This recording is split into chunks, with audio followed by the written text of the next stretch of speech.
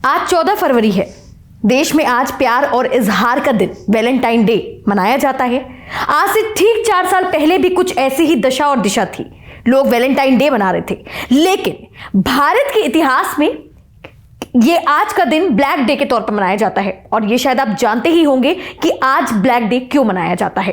दरअसल पुलवामा अटैक हुआ था भारत पर, और इसी को लेकर आज हम बहुत गहन चर्चा करने वाले हैं आईएएस गुरु ओजांग सर आपका बहुत बहुत स्वागत है इस चर्चा में शामिल होने के लिए। जिस तरीके से भारत ने अपने 40 जाबाज और सपूतों को खोया था, वो दर्द आज भी जख्मों की तरह जो है हमें कुरेद रहा है, जिस पर मरहम लगा पाना समय के हिसाब से देखा जाए तो अभी भी उस मरहम से हम उबर नहीं पाए हैं, उस जख्मों से हम उबर नहीं पाए हैं। सबसे पहले तो हमें ये पता है कि भारत में हमारे 40 सैनिकों को खोया था, 40 जाबाजों को खोया था और धरती की मां की गोद में समा गए थे। लेकिन इसके साथ ही एक सवाल ये उठता है कि जो हम लोग ने इतना बड़ा मेजर लॉस किया है, क्या हम आज भी उससे उबर पाए हैं? क्या देश में आज भी उस पुलवामा अटैक में जो 40 जवान हमारे शहीद हुए थे, क्या उस दुख से आज भी हम उबर पाए हैं? देखिए, अगर किसी भी देश के लिए और भारत जैसे देश के लिए अपने सैनिकों का बलिदान होना, ये एक ऐसी क्षति है जो कभी भी भुलाई नहीं जा सकती। उन परिवारों का दुख कभी कम नहीं हो सकता। उस बच्चे का जिसके सर से उसके पिता का साया चला गया, वो कभी भी वापस नहीं लौट सकता। तो ये कहना कि हम उस दर्द को उबर पाए हैं या उससे निकल पाए हैं, ये बहुत अपने आप में मुश्किल है, क्योंकि इंसान की जान की और हमारे देश के शहीदों की जान की जो कीमत है वो बहुत ज़्यादा है, और इससे कभी हम नहीं निकल सकते। लेकिन एक राष्ट्र के तौर पे गतिशीलता, आगे बढ़ना, लगातार चलते रहना, चैलेंजेस से लड़ना, ये उसकी नियति होती है। यही वो तरीका होता है जिससे वो आगे बढ़ पाता है। अब दूसरी इसमें चीज़ है कि आने वाले समय में हमारे सैनिकों को कोई इतना बड़ा नुकसान ना हो, कोई ऐसा संकट ना आए, उनके परिवारों पर कोई संकट ना आए, उनकी जान पर कोई संकट ना आए। हमें इसके लिए बहुत बुरी तरीके से प्रतिबद्ध होना पड़ेगा, तैयारी करनी पड़ेगी पूरी जान लगा के, तभी हम जो है इस तरह के हमलों को रोक पाएंगे। अच्छा, देश में जिस तरीके से सैन्य शक्तियां हैं, वायु स्तर पर भी लड़ाइयाँ होती हैं, जमीनी स्तर पर भी लड़ाइयाँ होती हैं, आपके हिसाब से क्या लगता है, क्या एक लूप होल होगा या किन चीज़ों में ऐसी कमी रह जाती है कि जब भी लड़ाइयां होती हैं तो हमें अपने देश के ऐसे जाबाज शहीद जो है हमारे जो है जाबाज सैनिक होते हैं, उनको शहीद होना पड़ता है? उन पर क्या कुछ काम करने की जरूरत ऐसी है मौजूदा स्थिति में? क्योंकि देखिए, सरकार तो अपनी तरफ से पूरी मुहैया करा रही है उनको सुख सुविधाएं, लेकिन कहां पे ऐसा जो है बॉर्डर पे ऐसी चीजें देखने को मिलती हैं जिसमें कुछ कमी ऐसी रह जाती है, जिसकी वजह से जो है हमारे बड़े से बड़े सैनिक जो है शहीद हो जाते हैं? देखिए, यहां पर हमें इतना जनरलाइज होकर कहने की बात नहीं, क्योंकि जो पुलवामा अटैक था वो एक ऐसे क्षेत्र में हुआ था जहां एक पूरा देश पाकिस्तान, उसका पूरा जो बेस है, उसका पूरा अस्तित्व वो भारत विरोध में है। वो भारत को डिस्टेबलाइज करने के लिए, भारत को ब्लीड कराने के लिए, भारत को चोट पहुंचाने के लिए वो हर स्तर तक जाने को तैयार है, हर स्तर तक। मतलब उसके अस्तित्व का बेस यही है। ऐसी कंडीशन में जो हमारा ये बॉर्डर है, ये अपने आप में बहुत चैलेंजिंग बॉर्डर रहा है, और भी कई भू राजनीतिक घटनाएं हैं जिसकी वजह से ये बहुत परेशानी रही है। सबसे बड़ी बात, वहाँ की ज्योग्राफी इतनी कठिन है कि वहाँ के बॉर्डर्स को सुरक्षित रख पाना बहुत मुश्किल है। और सबसे बड़ी बात है कि जियोपॉलिटिक्स सिचुएशन के साथ साथ जो एक अलगाववाद रहा है, जो 370 का दौर रहा, या भारत में ऐसे तत्व रहे हैं जो पाकिस्तान हिमायती रहे हैं, लगातार उसके पक्ष में बात करते रहे, और वो आतंकवादियों को अपने यहाँ शरण देते रहे, चाहे किसी भी रूप में आए। तो इसकी वजह से जो अलगाववाद का सेगमेंट था, जो पाकिस्तान का जो प्रायोजित आतंकवाद था, वो काफ़ी हद तक सफल होता दिखाई पड़ा। ये तो हमारी सरकार, हमारी सेना की बहादुरी या उनकी दृढ़ इच्छा शक्ति रही है कि ये बहुत दूर तक नहीं फैल पाया। तो निश्चित रूप से वो एक ऐसी घटना थी जो इसमें इंटेलिजेंस भी शामिल था। एक कह सकते हैं कि इंटेलिजेंस का भी फेलियर हो सकता है, या वो ऐसी विषम परिस्थितियां वहां की ऐसी रही हैं जहां आप अपने ही देश में होकर आप कभी उधर जाएंगी तो आपको, अगर आज 3-4 साल पहले वहां जाते तो आपको फीलिंग ही नहीं आएगी आप अपने देश में हैं, आपको बड़ी अजीब सी फीलिंग आएगी। लेकिन अब परिस्थितियां बदल रही हैं, और इसका नतीजा भी रहा है कि सरकार ने जो डिटर्मिनेशन दिखाया है, हमारे सुरक्षा बलों ने जो अपनी ताकत दिखाई है, हमने अपनी इंटेलिजेंस को पावरफुल किया है, हमने बाउंड्रीज को सुरक्षित करने के लिए जो नए तरीके अपनाए हैं, उसकी वजह से अब ये हो रहा है कि इस तरह की घटनाओं की पुनरावृत्ति लगातार रुकती चली जा रही है।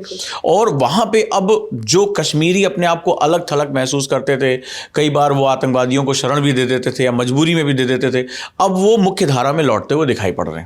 देखिए 2019 की बात करें तो पुलवामा अटैक में ने काफ़ी ज़्यादा लाइमलाइट बटोरी थी, क्योंकि भारत के इतिहास में ये एक बहुत बड़ा अटैक था और एक धोखे वाला अटैक कह सकते हैं, क्योंकि मतलब मिडनाइट में ये अटैक हुआ था और जिसका जो है भारत ने मुंह तोड़ जवाब दिया था एयर स्ट्राइक करके। आपको क्या लगता है उस टाइम के जो सर्कमस्टांसेस थे उनको एनालाइज करके एयर स्ट्राइक कितनी ज़रूरी थी, उस सिचुएशन में कितनी फिट बैठती थी और कितना वो कहते हैं ना समय की मांग थी एयर स्ट्राइक? आपको क्या लगता है अपने हिसाब से? देखिए, वॉरफेयर और जियोपॉलिटिकल सिचुएशन में सिंबॉलिक चीज़ों का बड़ा इंपॉर्टेंस होता है। जो पीओके का सेगमेंट है, जो गिलगिट बाल्टिस्तान का रीजन है, वो उनके लिए एक तरह से हाइड आउट्स हैं, वो उनका लॉन्चिंग पैड है आतंकवाद का।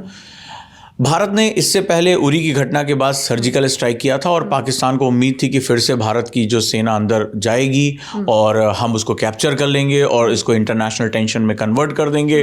तो उन्होंने तैयारी करके रखी थी। ऐसी कंडीशन में बहुत सोची समझी रणनीति के अंतर्गत हम लैंड से वापस दोबारा नहीं जा सकते, तो हमने एक बहुत अच्छी अपनी ताकत को दिखाया कि हमारी एयर स्ट्राइक बहुत पावरफुल है और हमने एयर स्ट्राइक वहाँ किया और डेफिनेटली हम उस पर बहुत कामयाब भी रहे। दुनिया का ध्यान भी हमने खींचा। और सबसे बड़ी बात क्या होता है ना कि इंटरनेशनल रिलेशनशिप में आपकी इमेज बहुत मैटर करती है। वॉरफेयर कितनी लंबी है, वॉरफेयर कितनी इंटेंस है, ये मैटर नहीं करता है, इमेज बहुत मैटर करती है। और भारत लंबे समय से एक दब्बू देश के रूप में रहा है। वो जरा भी हमारे यहाँ कोई आतंकवादी घटना होती थी, हम डिजायर लेके यूनाइटेड नेशन जा रहे हैं, पाकिस्तान जा रहे हैं, हम उनसे रिक्वेस्ट कर रहे हैं, हम आतंकवादी के नाम के सामने जी लगा रहे हैं। भारत ने अचानक से इन दोनों घटनाओं के बाद, सर्जिकल स्ट्राइक और एयर स्ट्राइक के बाद, उस छवि को तोड़ दिया।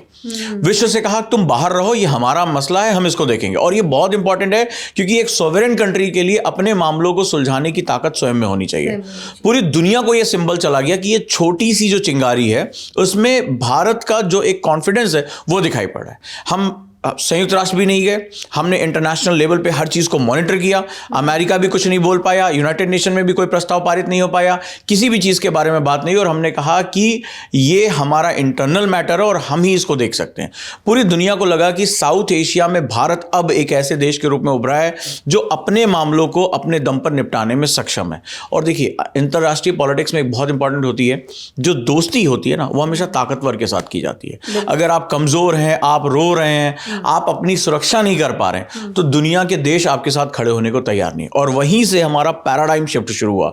अगर मैं कहूं कि सर्जिकल स्ट्राइक और एयर स्ट्राइक, भारतीय जो रक्षा नीति है स्पेशली, उसमें एक पैराडाइम शिफ्ट है। उसके बाद भारत ने पूरी दुनिया को जो है बहुत बढ़िया तरीके से डिप्लोमेटिक वे में बताया। हमने पूरी दुनिया में अपने डिप्लोमेट्स भेजे, पहले से सारी चीज़ों को सेटिंग करके रखी, कोई भी आवाज़ नहीं आई। यहाँ तक कि जो इस्लामिक देशों का ग्रुप है उनकी तरफ से भी कोई आवाज़ नहीं आने दी। तो भारत ने दिखाया कि होमवर्क हमने ग्राउंड लेवल पे कर लिया। पूरी दुनिया को अपनी एयर, अपनी मिलिट्री, सबकी ताकत बता दी कि हम किसी देश की सीमा के अंदर घुसकर मार सकते हैं, अपना बदला ले सकते हैं। तो पूरी दुनिया को लगा कि हाँ, अब भारत जो है एक स्वाभिमानी राष्ट्र के रूप में उभर रहा है। देखिए, जहाँ तक आपने अपनी बात में इस बात का जिक्र किया कि भारत पहले दब्बू था और इसी वजह से जो है जितने भी विदेशी मुल्क थे वो उस पर हावी हो जाते थे, उसको दबाने की कोशिश करते थे। लेकिन ये नीति तो महात्मा गांधी राष्ट्रपिता जो हमारे थे उनकी तरफ से चलती आ रही है कि अहिंसा परमो धर्म, मतलब अहिंसा का प्रचार हमेशा करते थे। और शायद यही वजह थी कि कहीं ना कहीं अंग्रेजी ताकतें भी हम पर कुछ ज्यादा हावी हो गई थी उस टाइम पर। तो कहीं ना कहीं ये तो राष्ट्रपिता का ही संदेश था और भारत तो उसी नीति पर चल रहा था। फिर ये बात कहाँ से आई कि मतलब दब्बू है या इस तरह की चीजें जो आपने अभी बोली? देखिए, महात्मा गांधी का जो अहिंसा का सिद्धांत था, अहिंसा का तात्पर्य होता है कि मन वचन कर्म से मैं हिंसा नहीं करूंगा। लेकिन अन्य सिद्धांत में जब मेरा अस्तित्व ही नहीं रहेगा तो मेरे लिए हिंसा और अहिंसा क्या है? सवाल है कि एक राष्ट्र के रूप में आपको अपना अस्तित्व बचाना होता है, आपको अपने अस्तित्व को दुनिया में दिखाना होता है। तो आपको क्या करना पड़ेगा? आपको उसी तरीके से अपना बिहेव करना पड़ेगा।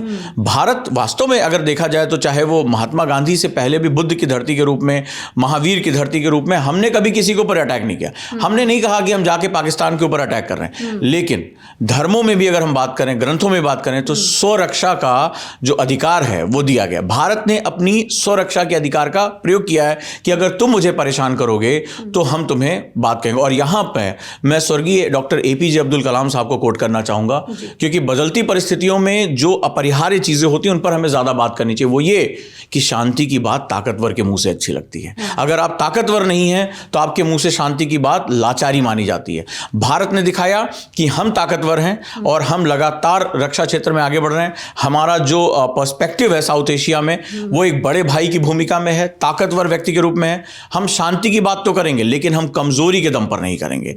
तो भारत उस जो एक फिलॉसफी थी जबरदस्ती का आदर्श से निकला और प्रैक्टिकल चीजों को समझने लगा। पाकिस्तान वो देश नहीं है कि जहां तुम गांधी के सिद्धांतों को लागू कर सकते हो, ठीक है, उसको उसी रूप में समझाना पड़ेगा। ये आचार्य चाणक्य की धरती है जहां कहा गया सठे साठ्यम समाचरेत कि दुष्ट के साथ दुष्टता भी करनी पड़ेगी, तो हम करने के लिए तैयार हैं और यही युद्ध नीति है। तो हमें ये बड़ा अंतर समझना पड़ेगा कि शांति की नीति और युद्ध की नीति दो अलग अलग नीतियां होती हैं। अगर आप शांति की नीति को युद्ध क्षेत्र में लेकर जाओगे तो मुंह की खाओगे और अपने राष्ट्र का अस्तित्व भी मिटा बैठोगे। ऐसे तो देश में कई सारे बड़े राजनेता हुए जिनको हमने बहुत ज़्यादा मतलब फेमस भी हुए और जिनकी नीतियों पे हम चले, लेकिन अगर देखा जाए तो अटल बिहारी वाजपेयी जी के काल को, प्रधानमंत्री के काल को, उनको बहुत अच्छा माना गया और उन्होंने 1999 में जो कारगिल युद्ध की वजह से उनकी इमेज में भी बहुत काफ़ी स्ट्रॉन्ग इमेज बनी और साथ ही साथ देशव्यापी इमेज के साथ साथ विदेशों में भी उनका डंका बोला। और यही सेम मोदी जी के साथ भी हुआ है कि जब उन एयर स्ट्राइक का उनका जो डिसीजन था, इस वजह से कहीं ना कहीं सरकार भी स्ट्रॉन्ग तरीके से जो है अपने आप को रिप्रेजेंट कर पाई देशवासियों के सामने, और साथ ही साथ इंटरनेशनल लेवल पर भी आज मोदी की छवि हर किसी को पता है। तो कहीं ना कहीं लोग उनको कोरिलेट करके देख रहे हैं, लाइक कि मोदी को कहीं ना कहीं उनका छत्र छाया बता रहे हैं कि अटल बिहारी वाजपेयी जी ने जिन नीतियों पर चल के जो है ईंट का जवाब पत्थर से दिया था दुश्मन देश के लिए, तो वही उन्होंने भी, मोदी जी ने भी किया। तो इसको आप कितना मतलब सही मानते हैं? आपके एंगल से क्या निकल के आ रहा है? निश्चित रूप से दोनों भाजपा के जो है वो शिरोमणि नेता के रूप में रहे हैं और निश्चित रूप से वो अटल बिहारी वाजपेयी जी उनके पथ प्रदर्शक रहे, वहां से चलेंगे। लेकिन दोनों परिस्थितियों में बहुत अंतर है। कारगिल वॉर एक ऐसी वॉर थी जो धोखे से शुरू की गई थी परवेज मुशर्रफ के द्वारा, और जहां पर अटल बिहारी वाजपेयी जी शांति की बात कर रहे थे, लाहौर बस यात्रा की बात हो रही थी, वहीं हमें गिफ्ट के रूप में आतंकवाद दिया गया। उस दौरान भी हमें कई ऐसी चीजों का सामना करना पड़ा जिसके लिए भारत तैयार नहीं था। ये युद्ध इतना लंबा नहीं जाना चाहिए था, हमारे सैनिकों की इतनी शहादत नहीं होनी चाहिए थी। बाद में हमें ये रिपोर्ट्स में निकल कर आया कि हमारी एयरफोर्स और हमारी आर्मी ये जो है कोऑर्डिनेशन में नहीं थे आगे चलकर, इसीलिए सीडीएस के पद की नियुक्ति हुई और जनरल जो स्वर्गीय विपिन रावत जी थे वो हमारे पहले सीडीएस बने। मोदी का भारत थोड़ा अलग है। आज कोई भी राष्ट्र जो होता है ना, वो अपनी मिसाइलों से शक्ति नहीं बनता है, वो अपनी आर्थिकी से शक्ति बनता है, वो अपनी इमेज से शक्ति बनता है। मोदी जी ने इस बात को समझ लिया कि पूरी दुनिया में भारत जो ब्रांड इंडिया है उसका पहले डंका बुलवाना पड़ेगा। भारत की जो डेमोग्राफी है, जो भारत इंडियन डायस्पोरा है जो पूरी दुनिया में फैला हुआ है, उसको जोड़ना पड़ेगा, उसकी ताकत से बात करनी पड़ेगी। तो इन सब चीज़ों के साथ फंडामेंटल काम हुआ। और जो हमारा कारगिल वॉर में सबसे बड़ी दिक्कत हुई थी, अमेरिका ने हमारा साथ देने से मना किया, हमें जीपीएस प्रणाली देने से मना किया। भारत को समझ में आया कि बिना विज्ञान के अब युद्ध नहीं हो सकता, अगला जो युद्ध होगा वो विज्ञान के दम पे जीना जाना है। भारत ने अपना जो है नाविक एस्टैब्लिश किया। आज भारत के पास अपना जो है सर्विलांस सिस्टम हो गया है और भारत जो कुल रूप से आयातक था आज वो निर्यातक देश में है, जो हमारे रक्षा उपकरण है। तो इससे भी हमें बहुत पावर मिली है। आज हम छोटे छोटे गोला बारूद के लिए अमेरिका या अन्य देशों पर डिपेंडेंट नहीं है। आज विश्व पॉलिटिक्स में अटल बिहारी वाजपेयी जी से आगे निकलकर मोदी जी ने इजराइल के साथ कंधे पर जो है हाथ रख दिया दोस्ती का। अब उन्हें इस देश में फिलिस्तीन पर बात करने में या इजराइल पर बात करने में शर्म नहीं। हम खुलकर बताते हैं कि इजराइल और हम दोस्त हैं और हमने अपने जो रक्षा समझौते हैं उनको बहुत आगे तक बढ़ा दिया है। तो भारत अब एक बहुत उभरती हुई ताकत है। इंफ्रास्ट्रक्चर में बहुत चेंजेस आ चुके हैं। जहां अटल बिहारी वाजपेयी जी ने स्वर्णिम चतुर्भुज योजना के थ्रू भारत में कनेक्टिविटी बढ़ाई, वहीं अब हमने अपने बॉर्डर्स को जोड़ना शुरू कर दिया है। यानी अब हम वॉरफेयर के लिए ज्यादा तैयार है, ज्यादा तेजी से हम काम करें। और हमने अपने दोस्तों को भी बनाया। आज अमेरिका हमारे पक्ष में है, रशिया हमारे पक्ष में है, दुनिया भर के ऑस्ट्रेलिया हमारे पक्ष में, इजराइल हमारे पक्ष में है। और सबसे बड़ी बात है, पाकिस्तान की जो सबसे बड़ी ताकत रही है, जो इस्लामिक कंट्रीज रहे हैं, वो भी आज भारत के पक्ष में ज्यादा खड़े दिखाई पड़ रहे हैं। तो आज साउथ एशिया में हमारी जो स्थिति है वो बहुत मजबूत है, बहुत ज्यादा मजबूत है। बहुत बहुत शुक्रिया सर, तमाम तरीके की जानकारी हमारे साथ शेयर करने के लिए। देखिए, आज का दिन बहुत खास है और ऐतिहासिक तौर पर जो है भारत के इतिहास के पन्नों में आज का दिन ब्लैक डे के तौर पर मनाया जाता है। पुलवामा अटैक हुआ था, 40 जवान शहीद हुए थे और इसी को लेकर उम्मीद करती हूं कि ये वीडियो आपको इसलिए पसंद आया होगा क्योंकि जो देश के वीर सपूतों को हमने खोया है, वो दुख आज भी कम नहीं हुआ है। और आज इसी को लेकर हमने IAS गुरु से कुछ बिंदुओं पे खास चर्चा करी है। वीडियो पसंद आया हो तो लाइक शेयर सब्सक्राइब करें और देखते रहें इंडी टाइम्स। फिलहाल मुझे दें इजाजत और अपना रखें ख्याल। नमस्कार। और शहीदों को नमन जी आज हमारी तरफ से।